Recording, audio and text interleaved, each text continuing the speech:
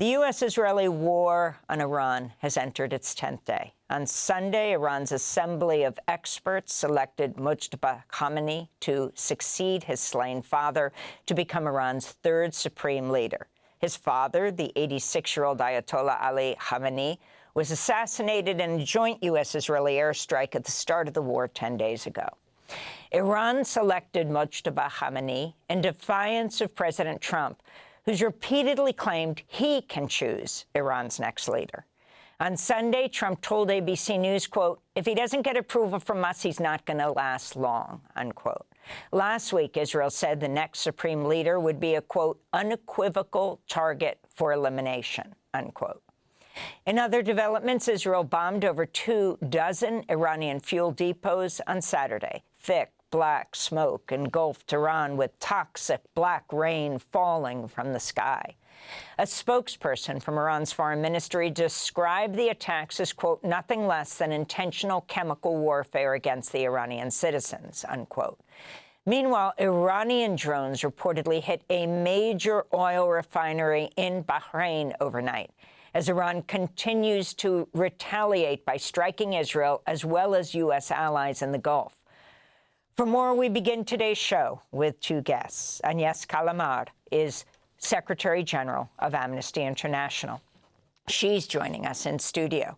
And Hooman Majd, an Iranian American analyst and author and NBC News contributor, served as an advisor to former Iranian President Mohammad Khatami.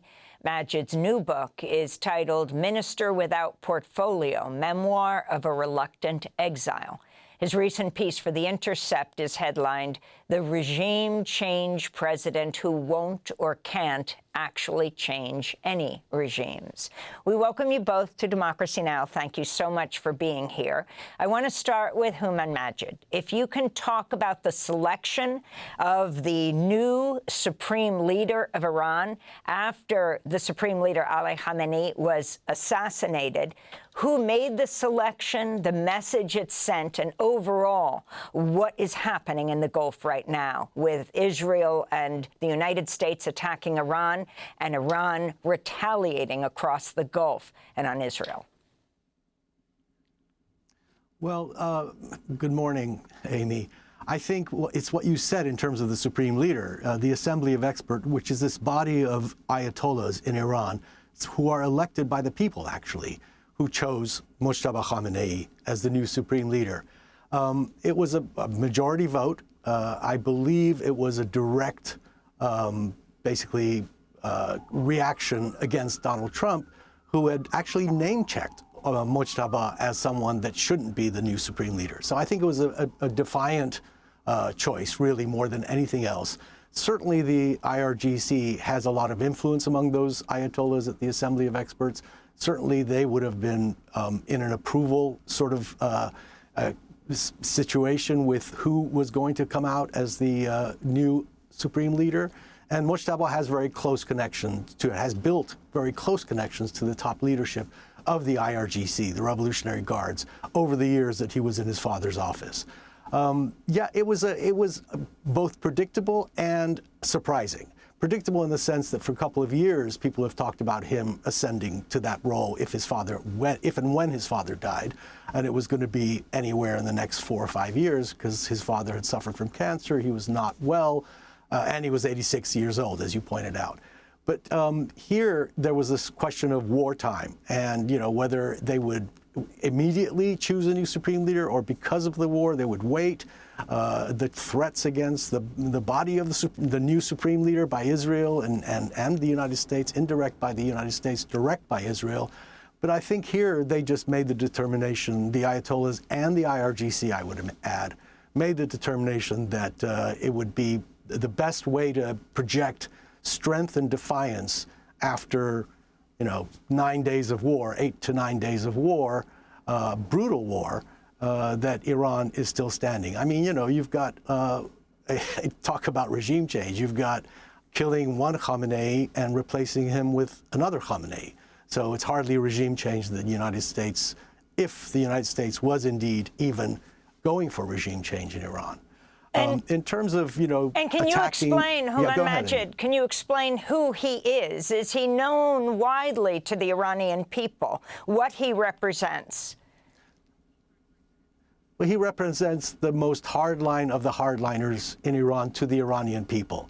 He is known. He's widely known because even though he's been secretive, doesn't appear in public, doesn't give interviews, rarely, I should say, appears in public, only at rallies for like the anniversary of the revolution. But it was considered sort of the closest aide to his father, the most influential of Khamenei's sons. Even though he's not the oldest, he's the second oldest of Khamenei's sons. But considered to be the most influential in Khamenei's outlook on politics, but also closest in terms of his relationship with the Revolutionary Guards, the senior leadership of the Revolutionary Guards.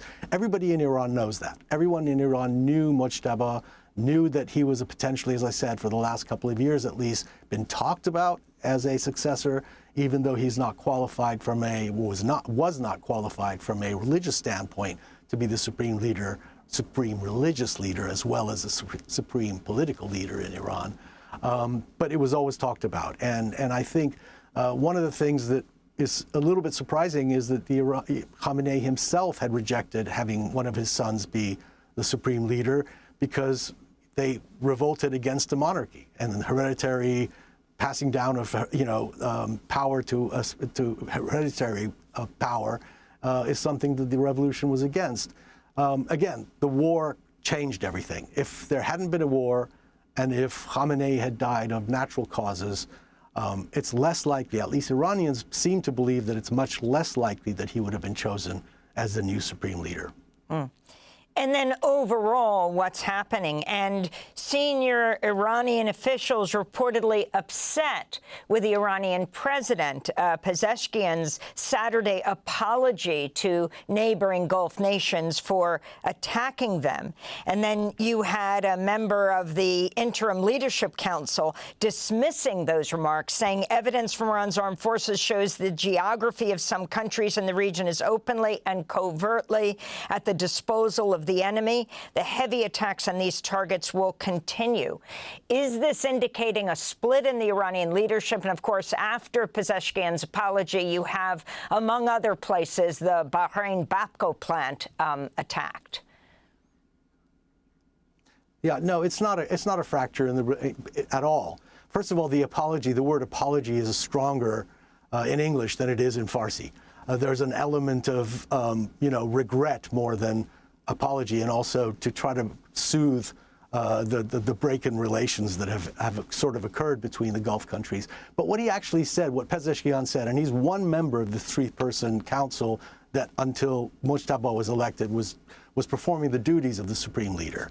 And what he really was referring to, according to Iran and himself, the Iranian state media and himself, was referring to attacks, regretting attacks or apologizing for attacks on non-military assets, non-U.S. military assets in the region. But then he went on to say that U.S. bases are a fair game. I mean, the strategy in Iran, when you talk about Bahrain, and you talk about, desalination plants and just Iran striking out, not just at Israel or at U.S. bases even, but everywhere in the region, Iran said this. I mean, I don't know why anybody is really surprised. They said this after the 12-day war in June of 2025. They said, next time, no more Mr. Nice Guy. And they're just doing that, no more Mr. Nice Guy. They warned the Gulf countries. They warned everybody in the region. They warned the United States quite openly. It was written about many times that if the U.S. and Israel attacked, the next time they wouldn't show restraint, they wouldn't agree to a ceasefire, it would be an all-out war.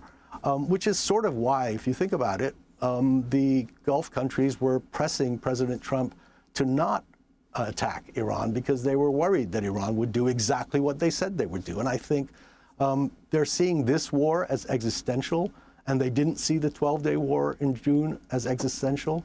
And as an existential war, they will do everything to survive. And everything means attacking anybody and everybody in the region who has any relationship with the U.S. or with Israel, causing oil, as you pointed out, to go over $100 a barrel, causing pain, economic pain in America at the gas pump, economic pain for the Emirates, which rely on tourism, rely on all sorts of economic people buying property there. It's an exile haven. The Monaco of the Middle East is now in danger of not being a safe place anymore. Not just now, even after the war ends, it's always going to be under potential threat from Iran, assuming that the regime survives. And so I don't know why anybody's surprised, including the White House. I mean, they certainly knew this. Perhaps they thought that Iran wouldn't be able to retaliate the way they have been. But let's not forget, this is a regime that has been in power for almost half a century. Its tentacles are deep. It has a lot of very loyal people in the highest positions of power, and you can eliminate, as Israel did on that first day, striking the supreme leader and some 40-plus top military leaders, that they can be replaced. They have many, many more, and that Iran has this capacity to use drones, missiles, and cause pain in the region, not just against American soldiers, because when you look at it, it's really sad that for Americans, it's very sad that 8 American servicemen have died so far, and potentially more will die. But that's not the point for Iran. The point is to make it painful economically and in many other ways for the United States and for Israel to continue the war. And same thing goes with Israel. The missiles are getting through. Not all of them, but they're getting through. Enough missiles are getting through to cause death and destruction in Israel as well. At some point, I think Iran is making the bet, again, after the 12-day war back in June, that both Israel and the United States will tire of this war and will want to stop it. I want to bring Agnès Callamard into this conversation, Secretary General of Amnesty International. Before that, the UN Special Rapporteur on extrajudicial summary or arbitrary executions. Can you start off by responding to this war of choice, Israel and the U.S. first attacking Iran, and now Israel saying that the next leader that Iran has chosen, supreme leader, is a legitimate target of assassination? The whole issue of what's happening with international law today? Well, I mean, clearly the attacks are unlawful. The retaliation as well from Iran are probably unlawful as well. And civilians are paying the highest price.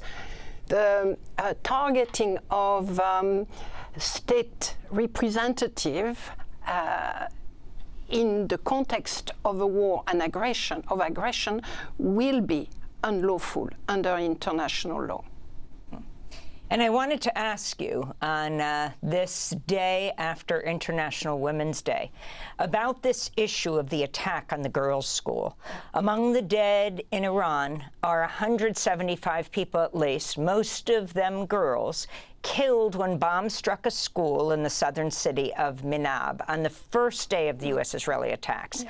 On Saturday, President Trump and Defense Secretary Pete Hegseth denied the U.S. is responsible for bombing the girls' school. They spoke to reporters aboard Air Force One. Did the United States bomb a girls' elementary school in southern Iran on the first day of the war and kill 175 people? In my opinion, based on what I've seen, that was done by Iran. Is that true, Mr. Hegseth? It was Iran who did that? We're certainly investigating. Still investigating? But the only side that targets civilians is Iran. We think it was done by Iran. Very interesting response. Trump says done by Iran. Hegseth is more careful. He says there's an investigation going on, and the only side that targets civilians, he says, is Iran. He does not deny. There is, among other news outlets, a New York Times investigation which found direct video evidence contradicting Trump's claims. The video shows a U.S. Tomahawk missile damage the school at the same time as a U.S. attack on an adjacent naval base. Agnès Callamard, if you can respond to this. Look, there is little question that the school was targeted by the U.S. Our own investigation thus far is pointing to the U.S. You mentioned the New York Times. Human Rights Watch has reached similar conclusion. Let's recall that 150 children were killed in this attack. This is an absolute violation of international law. This is why we have international law. This is why we have normative guardrails to protect against war of aggressions and to protect against attacks of civilians, because we know that in context such as that happening right now, civilians are going to pay the highest price. They are paying the highest price in Iran. They already did throughout a number of years, targeted by their own government. The Palestinians are paying the highest price right now. People in the Gulf countries are paying the highest price, and Lebanese people are paying the highest price. So it is maybe meant as a war for a change of regime with a big question mark, but it is a war against people. It is a war against civilians, against children, against adults going about their business. It is targeting civilian infrastructures. People, civilians are paying the highest price of what's happening right now, and we should not forget it. Are you calling for the attack on the girls' primary school that resulted in the deaths of well over 100,000, we think, children, mainly girls, to be investigated as a war crime? Absolutely. It has to be independently investigated as a war crime. But what's happened to international law these days? What does any of this mean? Look, I think it still means a lot, otherwise we will not talk about it. We still have those guardrails, we still hold on to them, and we believe that at some point the monitoring, the documentations will help deliver truth and justice. So it is very commonplace right now to say, oh, there is no more international law and international law is ineffective. This is not true. International law is here to protect people. And then when it doesn't, there should be instruments to hold people to account. Now, does it happen overnight? No. Does it happen even a month after the fact? No. But it does happen. It does happen. And this is why the Donald Trump and Netanyahu and Putin are so eager to go after the International Criminal Court, because they know that it delivers at some point. It may be in 10 years, but it delivers. Look at who is now behind the judge in The Hague. Rodrigo Duterte. I am sure you at some point have reported on the unbelievable level of violence that this man waged against his own people. And you're talking about the former president of the Philippines, the thousands who have died I investigated him as a UN special rapporteur. I never, even when you call for justice, you never really think that he could be in The Hague in front of ICC judges, and yet he is. So this is why we have international law. In 2025, we have a number of European countries that came together to set up a tribunal for the crime of aggression of Russia against Ukraine. Why? Because we still believe in international law, and we believe that international law must be applied to everyone, to every country, independently of their power. So let it be very clear. Right now it's being violated right, left and center by all parties to the conflict, but there will be reckoning. There will be reckoning.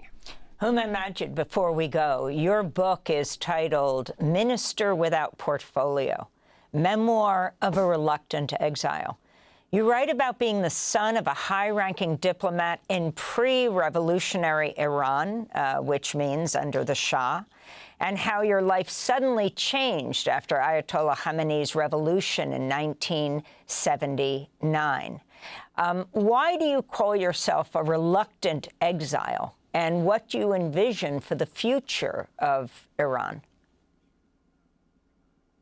Well, reluctant because I was studying in university here when the revolution happened, had every intention of going to Iran to follow in my father's footsteps, if you will, and join the foreign ministry. This was during the Shah's time, become a diplomat, hopefully rise to ambassadorship somewhere at some point in my life. I didn't want to be in exile. I didn't want to live in America for the rest of my life, which is what has happened. But I also couldn't go back to Iran, so I was reluctant in that sense. When I say I couldn't go back to Iran, my father lost his job. It was a very dangerous time for people who were associated with the previous regime. I would have had to serve in the military, potentially if I didn't get into trouble otherwise. So there were reasons that I couldn't really go back to Iran in those early days of the revolution. And so, one thing leads to another, and, you think it's going to be, a lot of Iranian exiles thought it was going to be a year, 2 years before things settled down, or the regime collapsed and went back to being a democracy of sorts, or a constitutional monarchy, not back to, but become a constitutional monarchy. And of course, that never happened. And so, 47 years later, I'm here. What happens for the future of Iran? It's really hard to say. Right now, people in Iran are not rising up against the government the way that Donald Trump has asked them to, the way that there hasn't been any real. There was some celebration when Khamenei was killed, was assassinated, by people who held him responsible for the brutal crackdown in January of the protesters. But those celebrations have stopped, at least stopped inside Iran. People are now worried. As you pointed out, Amy, infrastructure is being bombed. It's a war, a full-on war on Iran, on the country, which means on the people. The toxic rain from yesterday, Saturday and Sunday in Tehran, black rain from the soot and from the oil refineries being blown up. I mean, this is going to have long-lasting health effects. The Iranian government has told people to not go outside unless they're with a N95 mask. I don't know how many people have N95 masks in Iran. And just, in general, Iran is going to be pummeled. It appears that Iran is going to be pummeled, and it's just going to make the population even more miserable than they already are. For them to be able to rise up and take control of the government is just a pipe dream. I mean, how are they supposed to do that when they're being killed or are running away from missiles almost on a daily basis?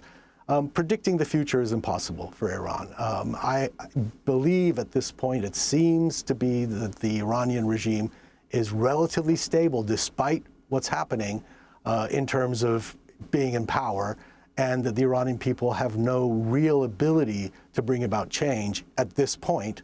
The longer-term future, I think Iran is going to be changed forever after this war. And very quickly, as your father was an official under the Shah, well known for his brutal Savak secret police. I just came from Savannah, Georgia, where they were showing the film Coup 53. For people to understand that in 1953, the U.S. overtly and covertly overthrew the democratically elected leader of Iran, Mohammad Mossadegh, many say together with Britain on behalf of BP, British Petroleum, that would lead to the Shah being installed. And now his son, Reza Pahlavi, is leading a movement to be the next, what he calls, interim leader of Iran. Your thoughts on that, since you, too, and your family are directly connected to this? He's the son of the Shah. He's the son of the Shah, correct. And he has spent the last 45 years, at least, being relatively ineffective in being an opposition leader to the regime.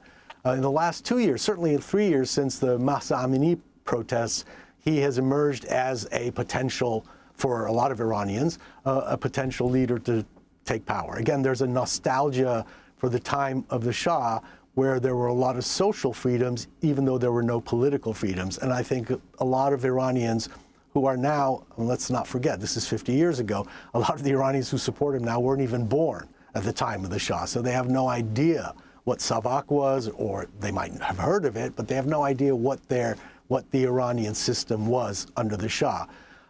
He has not really been able to put together any organization on the ground in Iran. He's been dismissed by most people, as most analysts and experts and intelligence agencies, Western intelligence agencies, as a potential leader. He certainly wants to be a leader. He certainly sounds like he wants to be king, but it's a very unlikely proposition right now. Hooman, his support inside Iran, yeah. We have to leave it there, but I want to thank you for being with us. Hooman Majd is an Iranian American analyst whose new book is titled Minister Without Portfolio, Memoir of a Reluctant Exile. Thanks for watching Democracy Now! On YouTube. Subscribe to the channel and turn on notifications to make sure you never miss a video. And for more of our audience-supported journalism, go to democracynow.org, where you can download our news app, sign up for our newsletter, subscribe to the daily podcast, and so much more.